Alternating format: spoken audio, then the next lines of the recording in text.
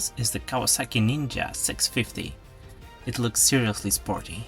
Sharp lines, aggressive styling, low stance. It definitely gives off the impression that it's some kind of wild machine. But honestly, it's a lot more relaxed than it looks. First, the sound.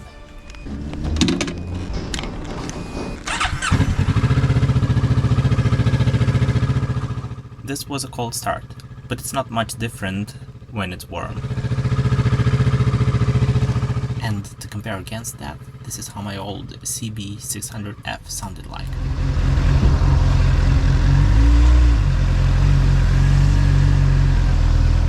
Which one do you like more?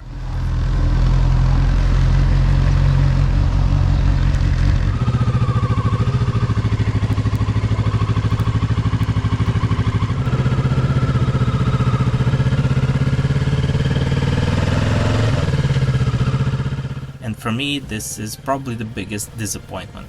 You see, below 5000 RPM it sounds pretty ordinary. Just a typical parallel twin sound. You get that familiar Kawasaki 650 whine.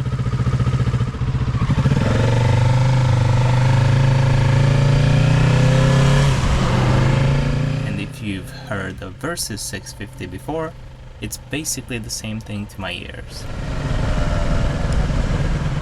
Once you go past 5000 RPM, it gets a little more exciting and starts sounding a bit more alive, but it still never becomes truly special. And here's a short moving U-turn. I think it handles these really well, but as you will see at the end, the turn radius is, well, not great, but it's not terrible either.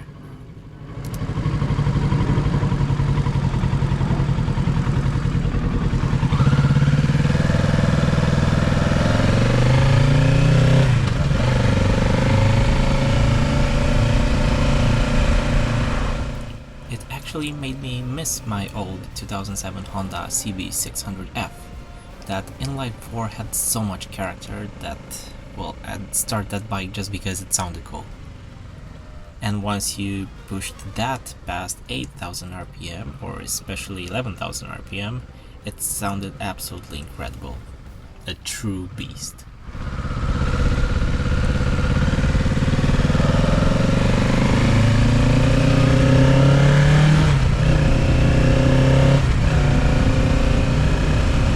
So, even if the sound isn't dramatic, the power delivery is excellent.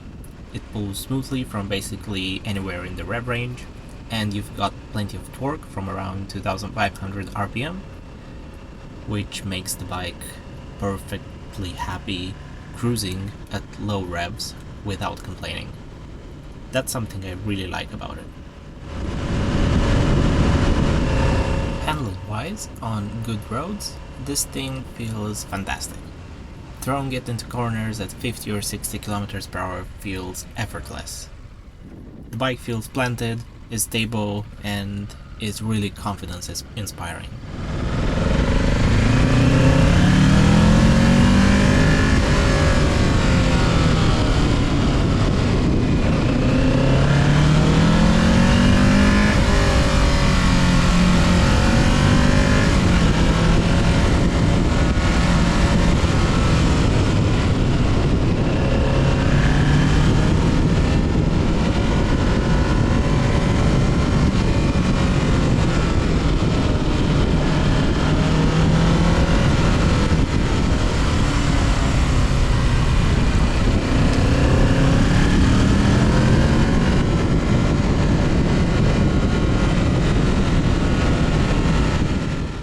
Another thing that I liked a lot is how much field of view you get, because the bike is so small and it lies below you. You kind of sit on top of it a little bit, and it gives you absolutely no obstruction into what you're seeing.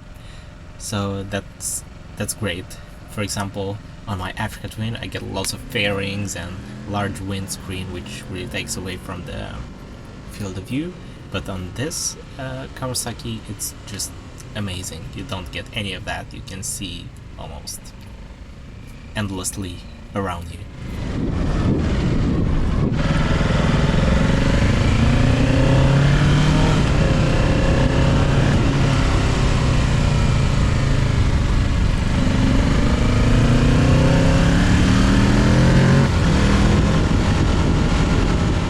Coming up next, I will let you enjoy some countryside riding, some city riding, some express road riding, so that you can see how this bike performs in all of those situations.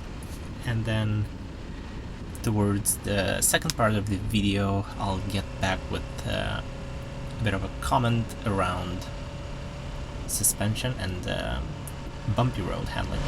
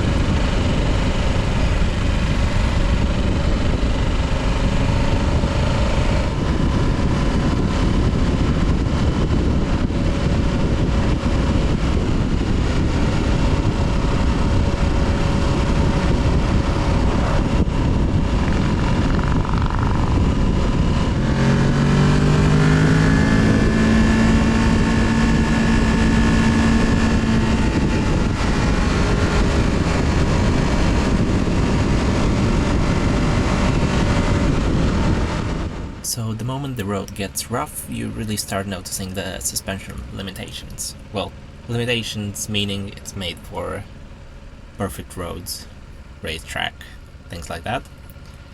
So I hit a few of those classic Dutch speed bumps, the ones supposedly meant for 50 kilometers per hour, even though most normal cars feel like they're scraping ground at 40. But on my Africa Twin or the KLX, I can ride over those at 60 without even thinking about it. However, on the Ninja, I took one at around 40. At first, the bike absorbed the bump pretty well, but then right after the first impact, the rear shock rebounded, and that was really hard and literally lifted me off the seat a bit.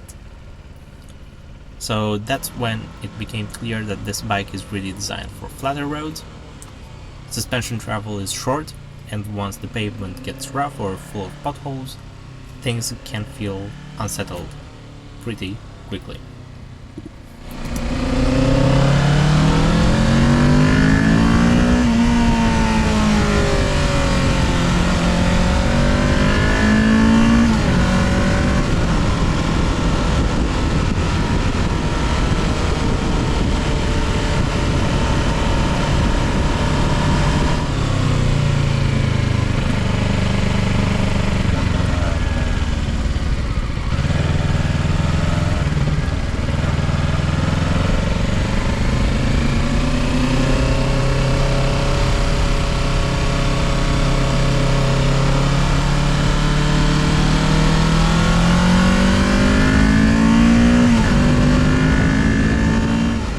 So a bit of highway here. Well, the highway speeds in the Netherlands are about 100 kilometers per hour, not 130 like most countries, but still the wind is strong, and at some point, I believe after a few hours, you'll just feel it in your shoulders. So overall, I think the Ninja 650 is a really good bike. It's smooth, easy to ride, confidence inspiring, and very stable, at least on good pavement. Just don't expect it to feel as intense as the styling suggests. Underneath those sporty fairings, it's actually a pretty calm and approachable motorcycle. So that was pretty much it with the ride for today. And in this last section, I'm just going to do a full walk around of a motorcycle, throw some details about the buttons and the dashboard. And then that's it. So I'll see you in the next video. Thanks for watching.